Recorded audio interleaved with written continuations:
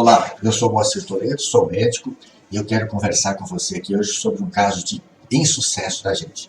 Geralmente a gente coloca aqueles casos que a gente consegue ajudar, descobrir o diagnóstico, cuidar direito, mas eu quero mostrar aqui um caso de insucesso meu, onde eu não pude cuidar do caso, para a gente entender que isso também é natural, que às vezes a gente precisa declinar de cuidar de algum caso quando a gente acredita que não vai conseguir ajudar aquela pessoa. Então a gente não vai fazer ela perder tempo e dinheiro com o nosso tratamento se a paciente não consegue confiar no teu trabalho, não vai tomar as atitudes que precisa, o que for proposto junto com ela, não vai funcionar, não vai dar bom resultado.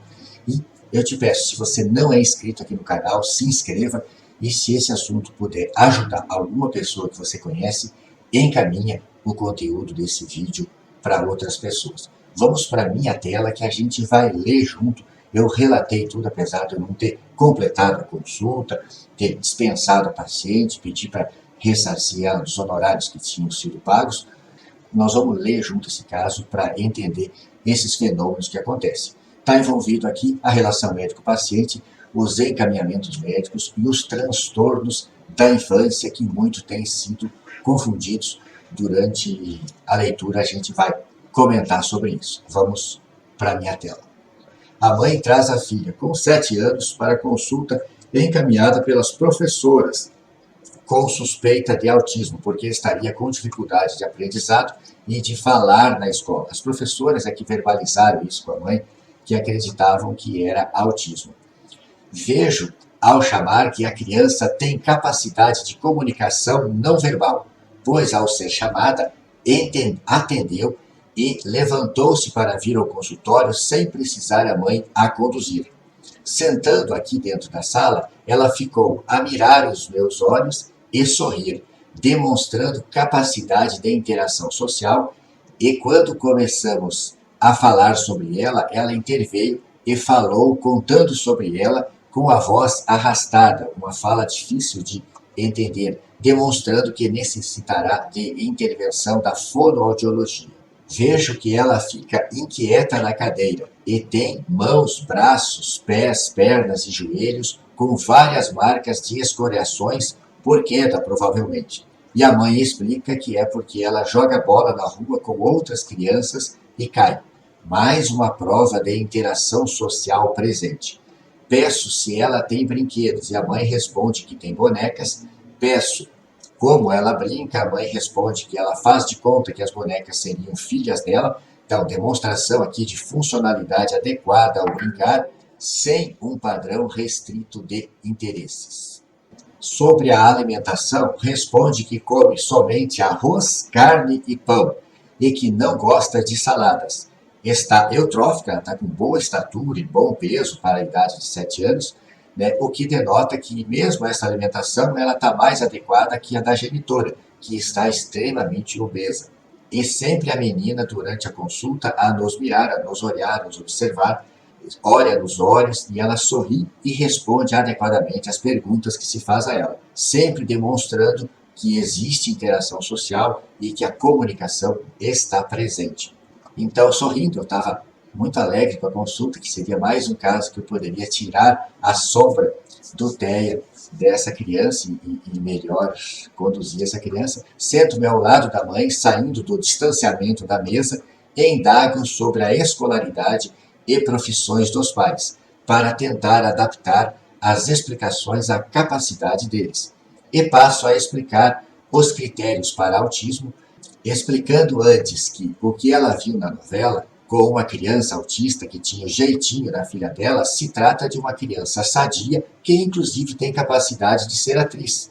E conto para ela que na internet temos alguns autistas fake, que são profissionais de saúde, alguns até com mestrado e doutorado, que se dizem portadores de autismo, que teriam sido tratados precoce e intensamente na infância e tiveram todos os sinais e sintomas do autismo remitidos, desaparecidos. O que não pode ser verdade, porque o autismo, o TEA, serve para denominar uma condição estável e permanente, e que o tratamento pode melhorar alguns aspectos e capacidades do indivíduo. Porém, tecnicamente, tornar o portador de autismo ou TEA numa pessoa de capacidades superiores, superiores ao homem médio, isso seria impraticável. Isso teria sido erro diagnóstico no passado, ou então esses profissionais estão construindo uma jornada do herói falsa, muito comum entre os marqueteiros para vender melhor infoprodutos na internet. Sobre a alimentação, eu expliquei que as crianças são assim mesmo, tendem a ficar na mesma comida sempre, e que nós é que precisamos nos capacitar para ajudar elas a melhorarem o paladar. E aos poucos introduzirmos alimentos mais variados. Mas, se oferecermos sempre aquilo que a criança mais facilmente aceita, elas tenderão a consumir sempre as mesmas coisas. Contudo, ao explicar cada sinal de autismo, mostrando que a filha tem os sinais que demonstram estar presente a comunicação, a interação social e os interesses variados e adequados com boa funcionalidade, a mãe discorda de todos os aspectos. Tento explicar para ela que as pessoas leigas podem estar enganadas pela propaganda que defende os interesses dos autistas, mas ela não concorda.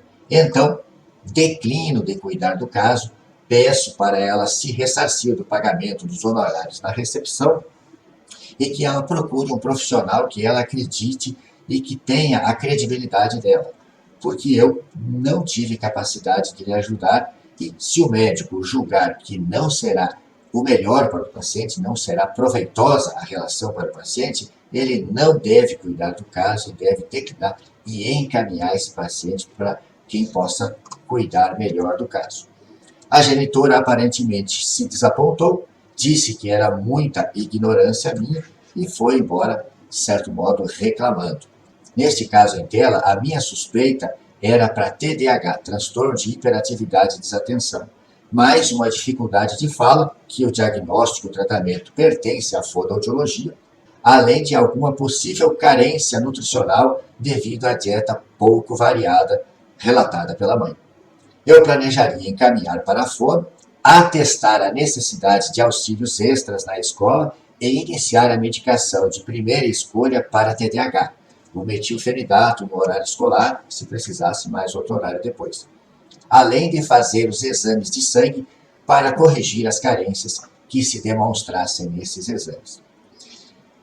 E o mais importante, é mais difícil de se implementar nesse caso, visto o estado ponderal da mãe e as resistências dessa mãe, seria a melhoria do padrão alimentar, que precisa incluir vegetais, legumes e retirar ou ao menos diminuir as farinhas refinadas, principalmente a de trigo por causa do glúten, os laticínios por causa da caseína, que são alimentos inflamatórios para o intestino, e os açúcares. Tirando os açúcares, melhora o paladar para as frutas e legumes das crianças. Uma pena, mas eu não consegui ter capacidade de convencer a genitora, pois suspeitei que ela estaria imbuída de obter o lado de autismo para assim conseguir alcançar os recursos escolares garantidos por lei ao diagnóstico. E eu preciso que a pessoa tenha capacidade de entender o diagnóstico e entender as condutas propostas para nós termos resultados positivos, mas procuro evitar oferecer cuidados abaixo da necessidade do doente, porque isso gera resultados ruins e isso rebaixa o valor da boa prática médica. Então, esse grande recado que fica, parece-me que pelas profissionais da pedagogia, ela foi muito convencida que seria um caso de autismo e que tinha que tratar, e a mãe teve muita dificuldade de afastar esse diagnóstico. Talvez ela estivesse pensando que eu ia dizer que a menina era sadia, que era coisa da cabeça dela. Não, a menina tem uma dificuldade de fala, aparentemente pelo comportamento, pelas lesões que trazem, pelo que foi descrito por ela.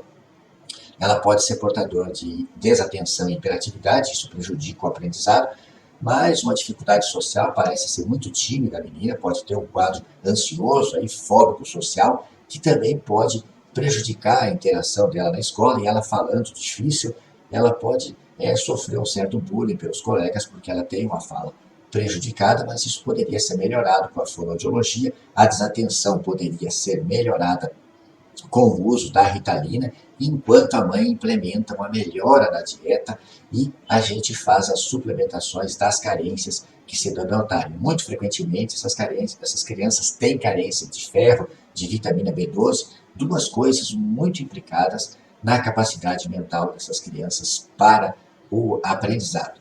Se você achou interessante esse assunto, encaminha para quem possa ajudar, não esquece de dar teu like e se inscrever aqui no canal. E esquecendo de falar, o grande recado é: pensem em encaminhar essas crianças para o médico de família ou então para a psiquiatria, que os transtornos comportamentais geralmente estão descritos dentro da psiquiatria, mas não gerem expectativas diagnósticas, porque é a obrigação do médico, do psicólogo, se fazer esses diagnósticos psiquiátricos, e isso gera certas expectativas e pode atrapalhar as crenças do paciente em aderir ao diagnóstico. E as pessoas leigas muito facilmente observam alguns sinais que são descritos no autismo nas crianças que são normais, que são sadias, mas não basta ela fazer aquele comportamento de andar na ponta do pé, de se interessar muito por um brinquedo, né, de não aceitar falar em algum ambiente, não. O prejuízo das funcionalidades vai estar presente o tempo todo, em todas as circunstâncias, para caracterizar o autismo. E tem que entrar as três condições: prejuízo na comunicação, prejuízo na interação social, é mais uma ausência de interação social, uma ausência de comunicação e um padrão restrito de interesses. Então, era isso. Obrigado e até o próximo vídeo.